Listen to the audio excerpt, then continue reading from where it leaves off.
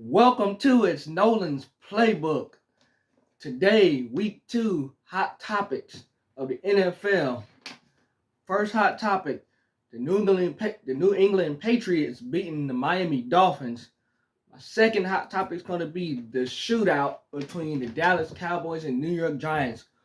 First, let's go and let's talk about this Miami Dolphins team starting 0-2 against a team that they probably should have beaten the New England Patriots. Drake May had a very good game. He was 19-23 for 230 passing yards. He had 2 touchdowns. He also ran the ball 10 times for 31 yards, and he had one huge rushing touchdown ending that key third quarter that capped off the win for the New England Patriots. We have to give Drake May a lot of credit in this game. He made a lot of good throws. He converted third downs. The New England Patriots were 7 of 12 on third down conversions. As for the Miami Dolphins, they were 4 of 10 on third down conversions. So Drake May, as he gets these games under his belt, he is improving each game he plays. You have to give him a lot of credit. That starts with Mike Vrabel. That starts with offensive coordinator Josh McDaniels. You have to give them a lot of credit. Ramondre Stevenson, his running back, had 11 carries for 54 yards. He had 5 receptions for 88 yards. Stephon Diggs, 4 receptions for 32 yards. Austin Hooper, 3 receptions for 38 yards. Kayshon Boutte had 1 reception for 16 yards and 1 touchdown. He had a diving touchdown catch to Kayshon Boutte. Drake May hit him, and Kayshon made a miraculous diving catch in the end zone. I don't know how he made the catch, but he did. So that was a heck of a catch by Kayshon. Mac Hollins had 1 reception for 8 yards. He had a touchdown catch. Drake May rolled out to his right, and it was an easy throw and touchdown catch from Mac Hollins. You also had a key kick return touchdown by Antonio Gibson in this game. I think that was third quarter. That was third quarter. No, it was fourth quarter. Antonio Gibson had the touchdown, had the punt return touchdown.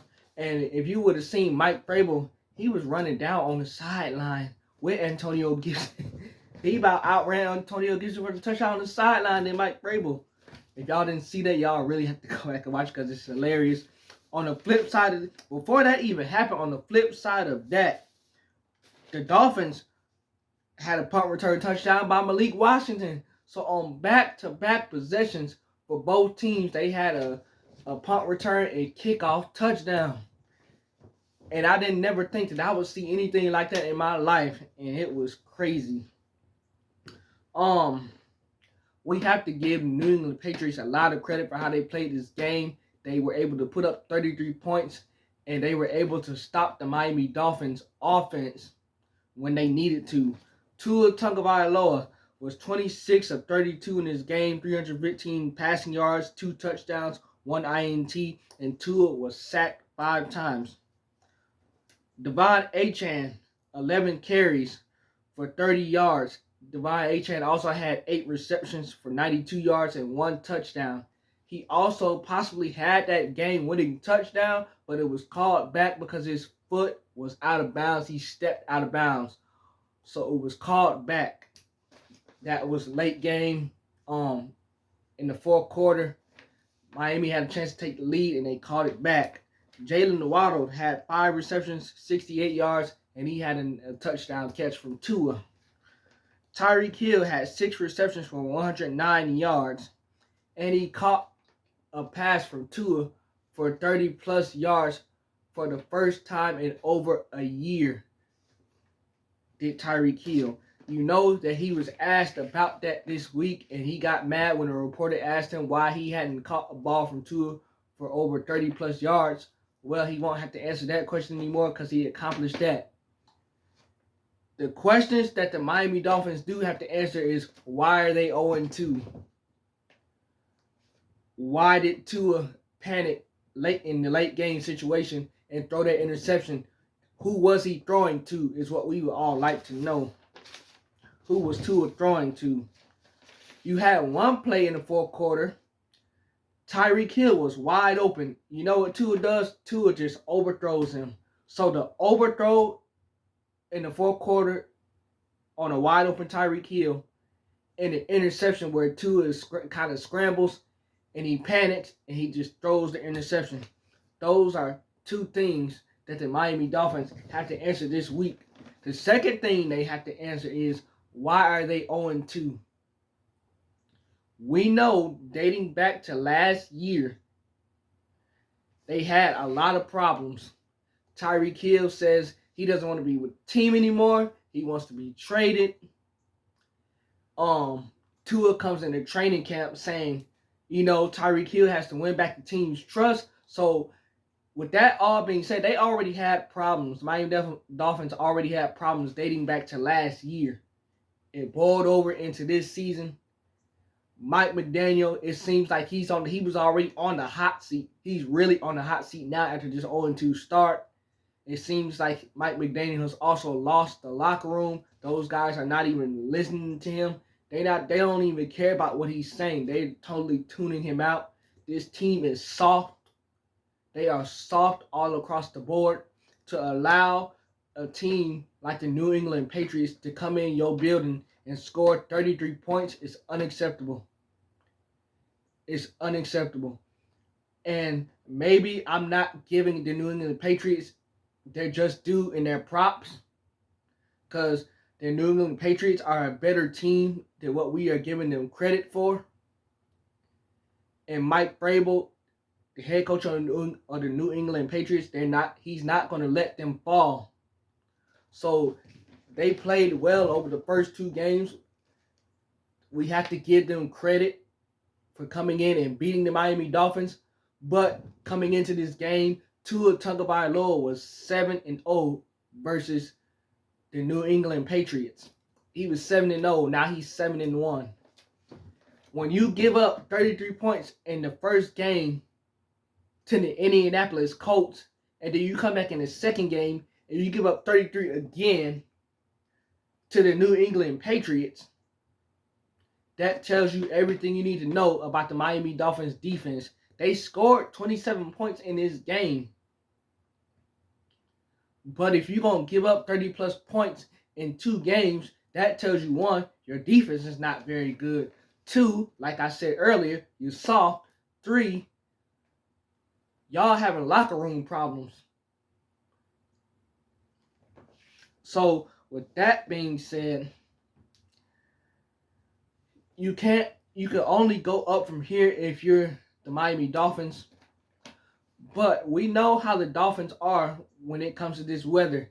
If they are not playing well now while it's hot outside, we know when it's inclement weather in November and December, when the weather is below 50 degrees, the Miami Dolphins don't play well. Because they're in Miami and they're not used to cold weather. So when they go out on the road and it's below 50, they're not going to play well. You can forget about it. Their season going to be over with. If they 0-2 now in 80 and 90 degree weather, and they not playing well now, they not going to play well during the wintertime, during the fall. You can forget that. One other thing, Tyreek Hill. When you first came to this team, you said that Tua is a better quarterback than Patrick Mahomes. He can throw the deep ball better than Patrick Mahomes. Tua just went on record and said that he can't do that he can't really throw a great deep ball. And that Tyreek Hill is going to have to adjust to him, whether Tua was joking or not. It don't matter whether Tua was joking or he was serious. It's proven that Tua does not do well with throwing the deep ball versus where Patrick Mahomes, over his career, you see what he does with the deep ball. And if you're Tyreek Hill, you want to leave that to go play with a guy who can barely throw you the ball 30-plus yards. That's all that needs to be said. That's all that needs to be said.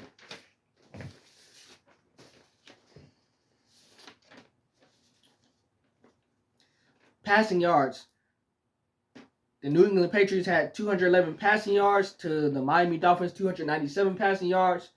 The Patriots outran the ball 122 to the Miami Dolphins 61. Passing first downs, the Miami Dolphins had 15 passing first downs to the New England Patriots 9. Rushing first downs, the New England Patriots had 8 rushing first downs to the Miami Dolphins 1. Devon Achane, as explosive as he is, he only got 11 carries in this game for 30 yards. Now, he did have 8 receptions for 92 yards and 1 touchdown, but only running the ball with Devon Achane, only 11 carries. No, that can't happen. Y'all have to get Devon Achane more involved with the running game. I know y'all like to get him involved with the pass game and the screen plays, but no. Y'all have to get him involved running the football. The score ends up being 33-27.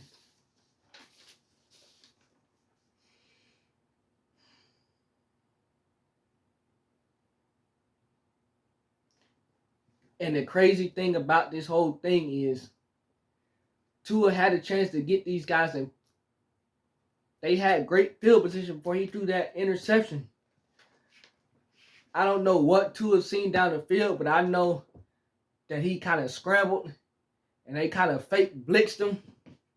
And he panicked and threw the ball away. Also, the Miami Dolphins offensive line has to protect Tua. Tua was sacked 5 times. That's another problem. So the defense and the offensive line has not been great. And the Miami Dolphins, you could only go up from here, but I just don't see it happening. I'm really concerned about them. If they don't start winning some games, Mike McDaniel, he's out the door. You can forget about it.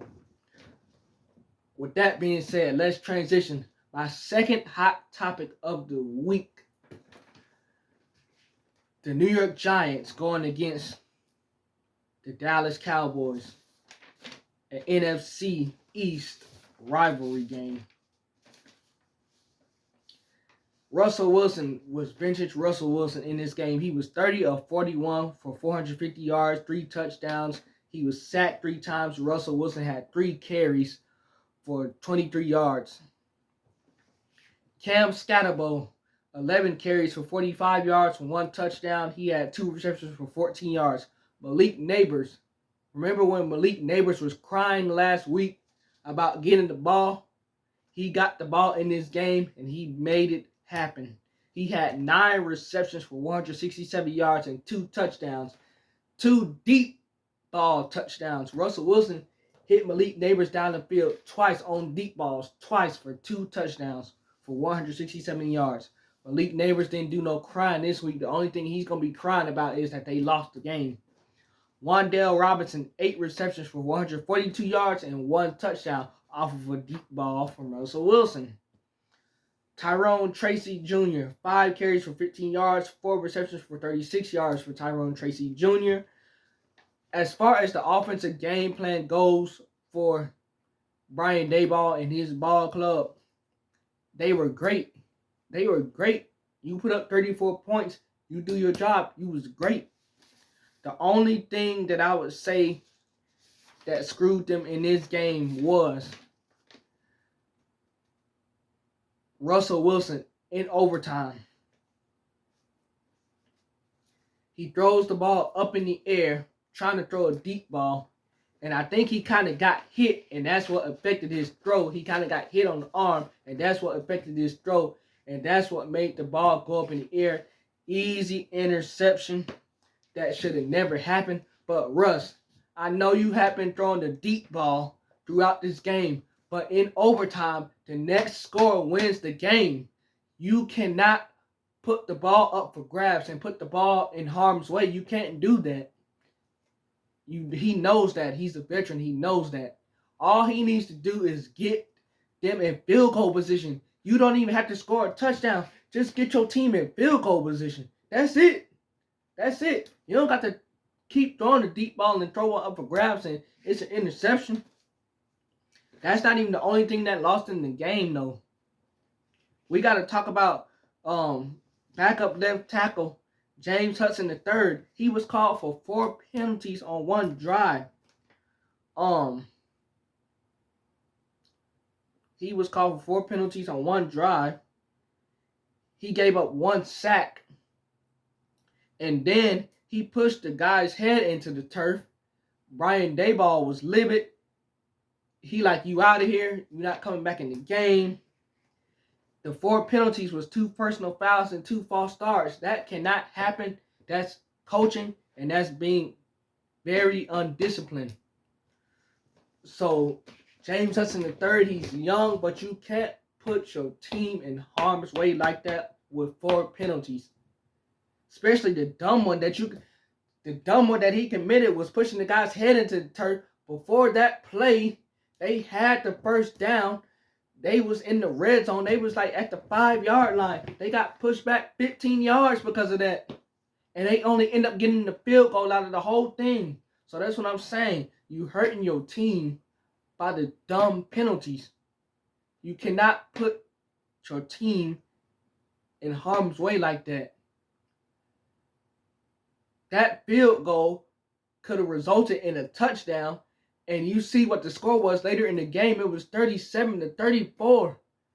That one play in the first quarter possibly cost your team the game because they could have had a touchdown. That could have been 7 more points, and y'all lost the game by 3, 37-34. So you have to look at the little things. It's the little things that matter.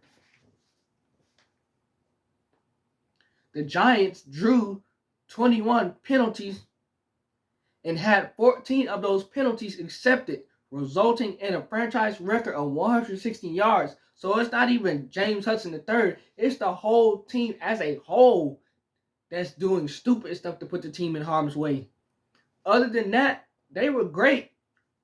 Offense, defense was trash because they allowed 34 points. Or excuse me, they allowed 37 points. So the defense was trash. The Giants have a great defensive front, but they couldn't stop Dak Prescott because he played like the MVP that he is. He was 38 of 52 for 361 yards, 2 touchdowns. He had 1 interception. He was sacked 3 times, was Dak. He had 3 carries for 17 yards. Javonte Williams had a great game of running the ball for 18 carries for 97 yards. He had 1 touchdown. Javonte also had 6 receptions for 33 yards. Miles Sanders had 5 carries for 15 yards and 1 touchdown.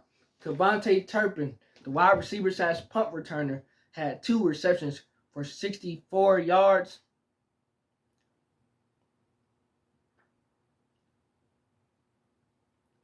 He had 4 receptions for 47 yards, 1 touchdown. CeeDee Lamb had a CeeDee Lamb-like game. He had 9 receptions for 112 yards.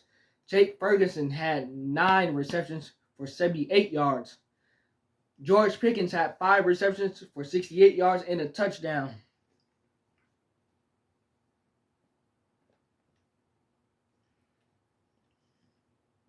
So all together in this game, the New York Giants have 14 flags, 14 penalties to the Dallas Cowboys 12.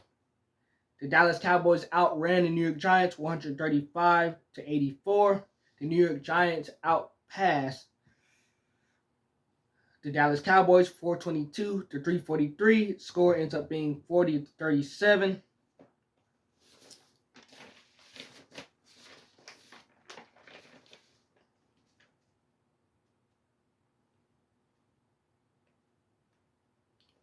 And Dak Prescott in overtime, after Russell Wilson turns that ball over, Dak leads his team in the field goal position. Dak was able to run the ball to the 30-yard line. He was able to run the ball to the 30-yard line without being touched. Slides down. Brandon Audrey comes in the game to kick the game-winning field goal overtime. That's all she wrote. So, man, it's just the little things that you have to keep in mind.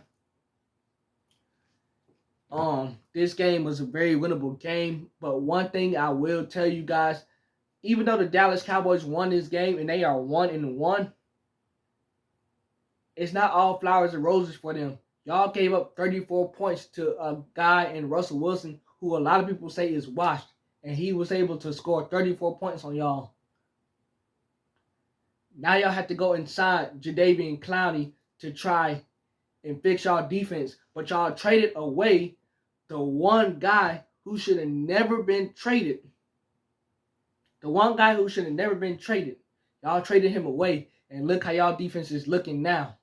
Y'all give up 34 points to Russell Wilson-led New York Giants football team. That shouldn't even happen. Jerry Jones said y'all want to stop the run. They did a good job of actually stopping the run in this game. But as far as the pass defense goes, they were horrible. And Trayvon Diggs, why are you always getting burnt every time we look around? On some big play, Trayvon Diggs is always involved in. He's always getting burnt on a play. That should not be happening either. So Jerry Jones, you did it again. You make one of the horriblest trades that you can make in the game.